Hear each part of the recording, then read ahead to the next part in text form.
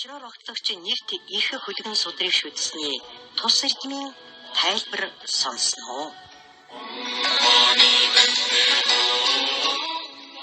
Нэгдүгээр бүлэг.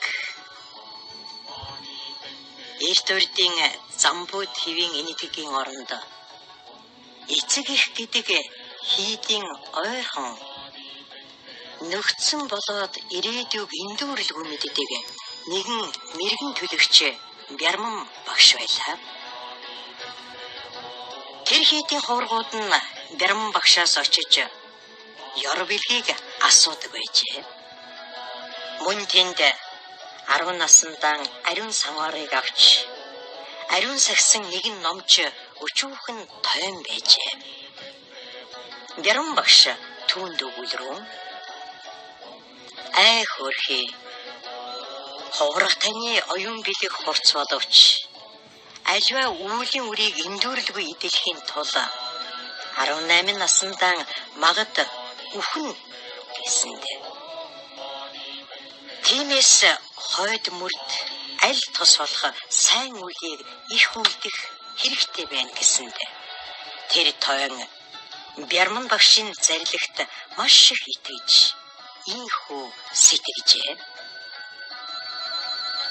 Би урд төрөлдөө олон амьтны амьд асалж, амьтанд өглөг эс өгсөн хийгээд амраг саданга салгасан их нүглийг хідүү их үйлдэснээр нас ахар болж хүсэл жаргалангаас хагацхын тулд энэ сайн хүний төрлийг олсон үүндээ шүтэж урд насны тэр нүгэл хилэнцгийг төвчиж ном буйныг эс үйлдвэс тоодгомшгүй олон галавтад зовлон гэдэлхийн тулд зүүдний олз олсон мэт энэ сайн төрөлдөө наминчлан эс арилгаваас тусгүй болж бид айн зочиж нас маань даруй өнгөрөхөөс буян хийж завдахгүй гэж салаад нэгэн хол аглаг газарт сүсэг бишрэл сайтай хүнд хүссэн хэргийг номын ёсоор бүтээдэг хийдвэ гэж содар түгнээ үтсэн байна.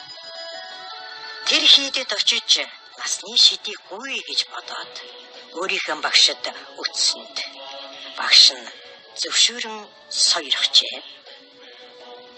Тэднээс тэр хийд хаана байгааг олж мэдээд очиж ингэж хутгагүй ай хүчит гурван эрдэн минь ээ.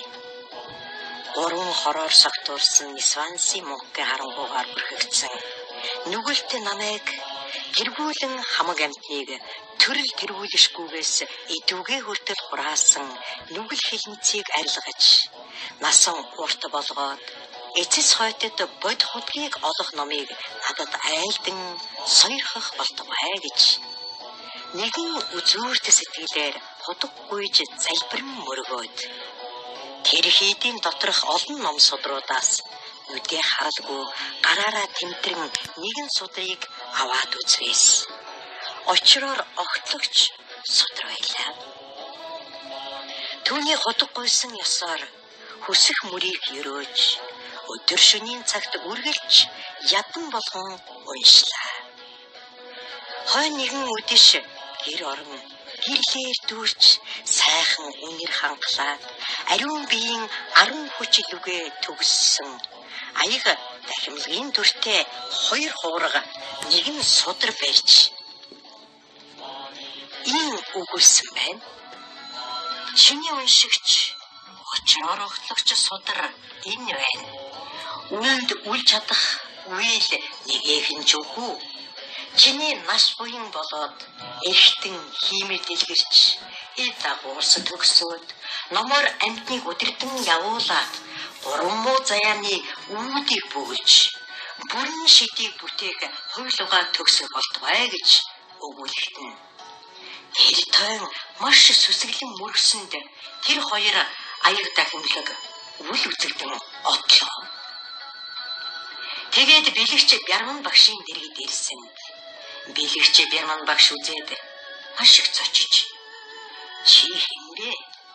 Хэрвээ урдын ахар настай гэсэн той мөн бол одоо амьдыг үзвээс чи юу үйлдэж насны гавьяаг олов гэсэнд тойн өгүүлрөв.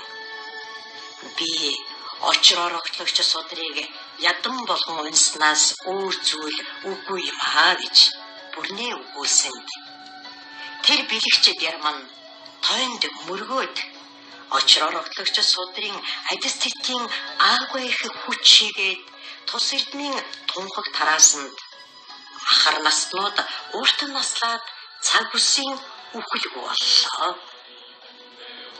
Тэр тойн 95 наслаад төрөл эгүүд төгс баясгалант бурхны оронд төрлөө.